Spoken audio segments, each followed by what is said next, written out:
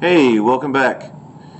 Today you're going to learn about standard deviation, how to calculate it, learn how to calculate the accuracy of a measurement. You will learn how standard deviation is related to the certainty principle, and you will learn how to do simple math using scientific notation.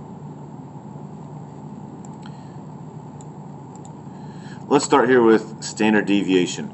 Well, one of the things that we're going to get used to making, until you guys get real comfortable with this, is a little chart. Some of you guys who I had in engineering, you'll be used to this chart. Okay, so what we're going to end up doing here with this then is the first thing we're going to do is we've got to find the mean. And up here, this little symbol right here is what stands for the mean. All right, it's that little Greek mu. So we're basically using our equation. And to find the mean is we simply add them all up, all right, and then divide by the total number. And there's 6 of them, so we'll divide by 6. Roughly, I got an answer of 18.8 as my mean. So what I'm going to do up here is I'm going to be taking xi is 12 minus 18.8. And that'd be 12 minus 18.8. This would be 15 minus 18.8, and so on. And what I did here is I went ahead and finished it, and I filled in the table for all of the xi minus mu. 22 minus 18.8, 3.2. 30 minus 18.8, 11.2. So I've got my part here. We found the mean, and then the second thing we just did there is we took xi minus the mean. All right. The third thing we're going to do then, so we've got working ourselves through our equation, is it says to take xi minus mu and square it. So the third thing is going to be xi minus mu, or the mean, and square it. So I would take negative 6.8 and square it. Now the nice thing here is that that negative no longer means anything, and both of those then be 46.24. I get 3.8, square it gives me 14.44. So I went ahead here, I think I had 14.44 for this spot right here. I've went ahead and fixed it to 10.24. The next thing then we do is we keep working ourselves through this equation. Is we've done the xi, we've did the xi minus mu, we've did the xi minus mu squared. We're now going to use this Greek epsilon, which means to sum, take a sum. So we're going to add up all of these numbers right here. When I did that, I got an answer of 267.8. Now I did the epsilon, I'm now going to do the divided by n instance to the size of the population. There are 6 here in this population. So I'm going to divide by n. So I'm going to take the 267.28, divide it by the 6. That gives me an answer then of 44.55. And then the last thing we're going to do is take the square root. And the calculator I have won't do it, so give me a second. And I get a square root of 6.7, which means my standard deviation, this is our symbol for, I don't do a very good job of making this symbol right here. So this is my symbol for that, which means standard deviation of 6.7. So there we've learned how to do the standard deviation. Alright, measurement, certainties versus magnitude. The moon's going to rise at 7:15. That's a very good certainty. Alright, magnitude, in contrast to that, would be if I say my friend's going to pick me up at 7:15. They're going to pick you up at 7:15. They might be there at 7:14. They might not be there till 7:35, but it's approximately 7:15. So the difference between certainty and magnitude: the sun's going to come up at 7:15 if they tell us it's going to come up at 7:15. The rooster crows approximately 6:30. Well, it may crow at 6:29. It may crow at 6:35. The game's going to start at 6. The game might start at 6:15. It might start at 5:59. So those right there are all magnitudes. Certainties: if the speedometer says you're going 55 miles an hour, you're going 55 miles per hour. Now, there could be some alterations to that, obviously. I guess maybe that's not a great example, but I think you get the idea. All right, uncertainty and accuracy.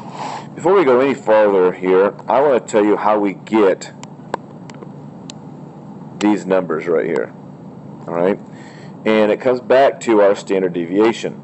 All right, to get these numbers here, this 11.4 is the mean. This over here, the 0.1 centimeters, that is our standard deviation. So whenever you see numbers like this, it's the mean plus or minus the standard deviation. So in this case, the limits of uncertainty, all right, or the uncertainty here is the 0.1. We're uncertain plus or minus 0.1 centimeters. So we measured something to be 11.4 centimeters on average. You know, maybe there's a whole sample of these things that we've done of 2x4s, or maybe not 2x4s, maybe these are books. And these books are measured to be 11.4 centimeters on average, and they're going to be off by a plus or minus or a standard deviation of 0.1 centimeters. So we can talk more about that in class. Percent accuracy. How do we find the percent accuracy? Well, we take the standard deviation and we're going to divide it by the average. So that right there is the standard deviation divided by the average. But that's not the only thing we're going to do. All right, I actually should write this over here. We're going to take the standard deviation, divide it by the average. That gives us a decimal. Now we got to change that into a percentage. So we would take that times that by 100. Now that right there is only telling us what percent then we're off by. All right, how much we're uncertain. Well, what percent are we sure that we're how accurate we are? Well, if we take that and subtract it from 100, that gives us a percent accuracy. So in this case, for this problem, we would take 0.1, divide it by 11.4, and that gives us an answer of 0.008, and I'm going to round it and say 8. Now if I take that times 100,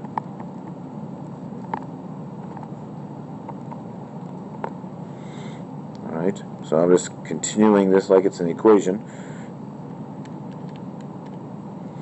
I get 0.88, and that means if I subtract that from 100, you're going to get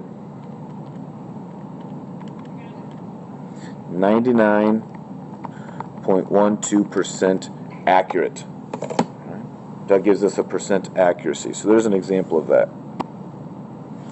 All right, the next thing I want to talk about here is scientific notation. Multiplying and dividing with scientific notation. Well, let's say we had 3.24 times 10 to the fourth and times 5.4 times 10 to the third. This doesn't have to be real difficult once you start to understand what this times 10 does for us in both cases. I want you to get rid of the times 10s and think of this as just, and get rid of the 0.24 and get rid of the 0.4 and think of it as just 3x to the fourth, 3x to the fourth, and 5x to the third, 5x to the third. And what we're going to get here then is, this is pretty easy for you guys by now after all the algebra we've had. We take the 3 times the 5 and we get 15. X to the fourth, x to the third is x to the seventh. Well, what we're doing here is we're going to just simply, we're multiplying the coefficients, and because the bases are the same, we simply add the exponents. Well, if we come back up here to where we started,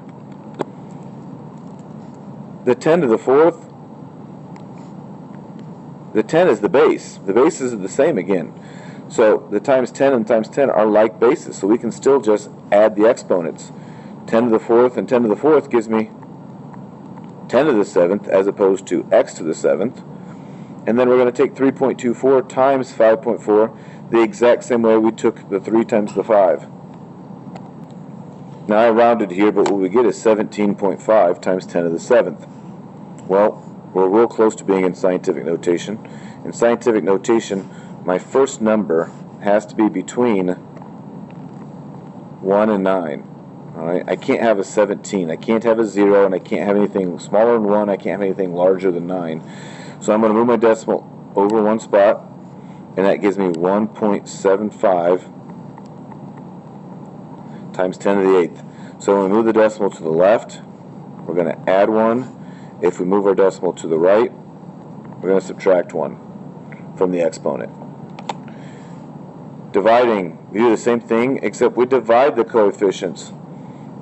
Initially here should be subtract the exponents. Alright, here's some practice problems. I want you guys to have these 1, 2, 3, 4, 5 problems done before you come into class, or at least have tried them so we can talk about them and work through them.